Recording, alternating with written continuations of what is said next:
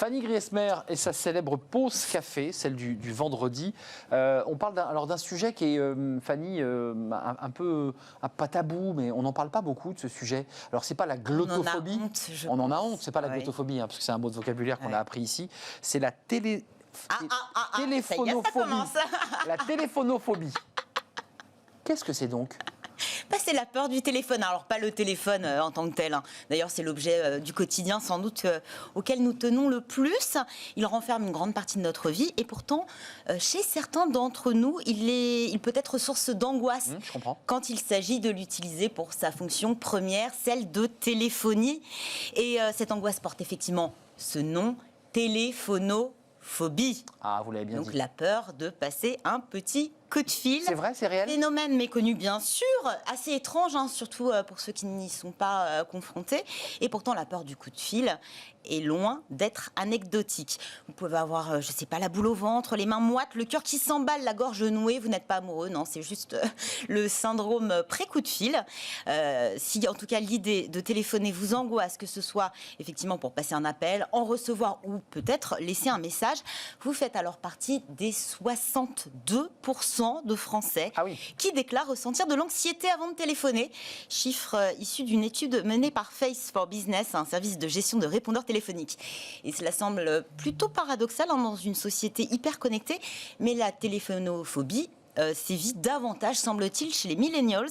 Ils sont nés, ou presque, avec un smartphone entre les mains, et pourtant, 76% d'entre eux disent redouter les appels. Une génération plus habituée aux SMS, aux messageries instantanées, finalement à ces échanges écrits, discrets, mais parfois sans fin, qui ont remplacé le bon vieux coup de fil. Il n'y a pas d'échange direct avec cette méthodologie. Pas direct. En fait, on prend son téléphone, mais on ne décroche pas. Donc, il n'y a pas l'aspect vocal. Ça veut dire que ce téléphone, ce smartphone... il sert à tout sauf à téléphoner. À tout sauf à téléphoner, c'est ça l'idée ? C'est exactement ça. C'est terrible. Effectivement, il semble que l'outil, en tout cas sa fonction première, est de moins en moins indispensable, que ce soit pour joindre ses proches ou qui que ce soit d'ailleurs. Regardez, pour réserver une table dans un restaurant ou réserver Internet chez le médecin, un simple clic suffit.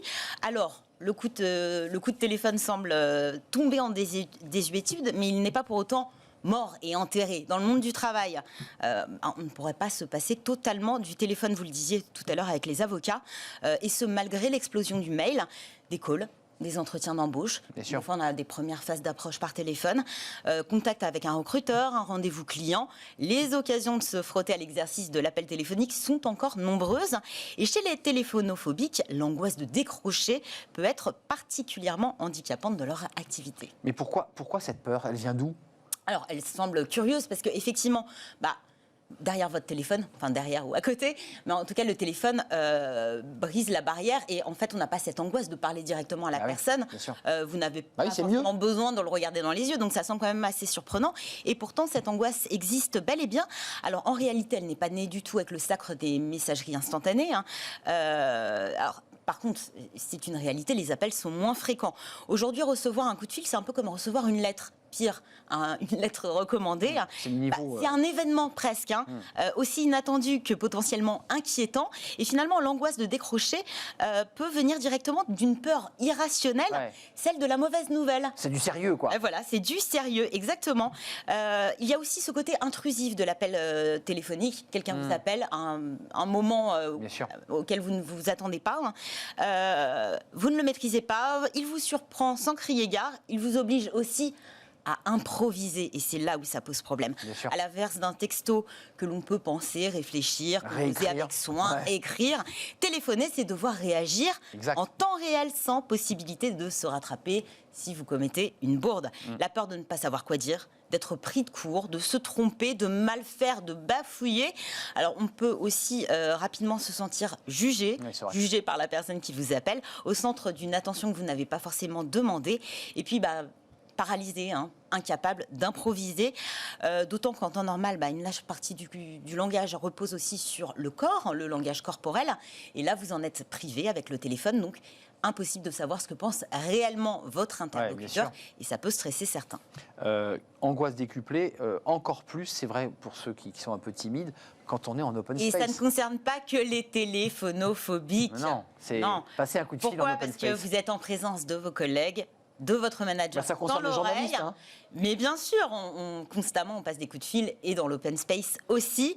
C'est encore pire hein, si votre voix, finalement, est la seule à briser le silence ambiant. Car là, votre interlocuteur n'est plus le seul juge de votre prestation, mais là, c'est tous ceux qui vous entourent et ça peut être particulièrement stressant. D'ailleurs, on a déjà tous vu des personnes s'isoler pour passer un coup de fil qui n'était pas forcément privé ou confidentiel. Comment on y remédie ? Quelques conseils, Fanny ? Alors, premier conseil. 1 minute pour nous convaincre, pour nous rassurer. Pour vous rassurer surtout. Premier conseil, je préfère vous prévenir, il faut vous faire violence. Il faut donc vous entraîner, vous forcer à décrocher votre téléphone, que ce soit pour passer un appel ou pour y répondre. Commencez peut-être par des échanges personnels et privés qui seront moins stressants. Avec l'expérience, vous allez vous habituer à l'exercice et puis vous aborderez la chose de manière beaucoup plus calme et sereine. La confiance vient en pratiquant, c'est bien connu. Le deuxième conseil, prenez du recul, c'est important. Bafouiller, faire un blanc de 5 secondes, ça ne remettra jamais en cause vos compétences. Et puis, quand bien même vous n'avez pas la réponse à une question que l'on vous pose, dites-le clairement. Dites que vous allez vous renseigner, que vous allez y réfléchir. Même chose si vous bafouillez ou si vous vous égarez dans une tournure de phrase qui est d'un français assez approximatif. Le meilleur parti, c'est celui d'en rire. C'est clairement ça. C'est de l'oral. En plus, ça renverra de vous une image assez sympathique, une personne à l'aise, confiante, même si vous n'êtes pas totalement. En tout cas, c'est mieux. Dernier conseil. Enfin, même avant-dernier, anticipez un petit peu vos appels téléphoniques. Voilà, vous listez des mots-clés pour préparer votre intervention. Préparez pas votre pitch non plus, juste des mots-clés pour être sûr de ne rien oublier, de cadrer un petit peu votre... Pour des appels téléphoniques, quand c'est sa maman ou son frère. Sauf si effectivement vous avez beaucoup de choses à demander. Et puis l'ultime conseil que je donne régulièrement, c'est le conseil fondamental, respirer. Voilà. Parce qu'en plus, on ne vous voit pas. Expirer, voilà, juste avant de décrocher. Voilà, ça fait du bien. Vous aborderez la chose de manière beaucoup plus calme, sereine, détendue. Merci d'avoir mis un coup de projecteur sur un sujet qui est notre quotidien. Et parce qu'on n'ose pas en parler, mais il y a énormément de personnes qui sont confrontées Mettez-vous à cette peur. en position du lotus, respiration zen. Après, dans l'open space, c'est pas simple. Et en open space, d'ailleurs, de plus en plus d'entreprises créent des petits box. Des petits box, oui. Des petits box, on ferme la porte, on peut passer des coups de fil. Et comme ça, vous dérangez pas les gens. Voilà. Puis surtout, quand vous êtes journaliste, vous avez des échanges confidentiels avec certains interlocuteurs. C'est toujours plus sympathique et pratique. Donc, vous faites les 100 pas dans le couloir ou dans la rue. Exactement. Et quand il fait froid, c'est pas drôle. Voilà. Merci, Fanny. Bon week-end. Bon week-end à vous. Oui, c'est important les week-ends pour se ressourcer un tout petit peu. Et passer vos coups de... Et passer ses coups de fil, évidemment. Continuez à travailler parce qu'il y a l'émission lundi, je vous le rappelle. Oui, on fait une petite pause si vous le voulez bien et on va se retrouver dans quelques instants avec le cercle RH. Ce sont les experts de Smart Job, comme tous les vendredis. On va s'intéresser à pas mal de sujets, à la vaccination, au quoi qu'il en coûte. Vous savez, avec les guillemets d'Emmanuel Macron, est-ce qu'on est en train de passer à combien ça coûte ? Parce que c'est vrai que certains commencent à se demander à quel moment on va retirer cette prise. Et puis on parlera des profs avec ce coup de pouce de Jean-Michel Blanquer, le ministre de l'Intérieur. Et puis on parlera culture. C'est le programme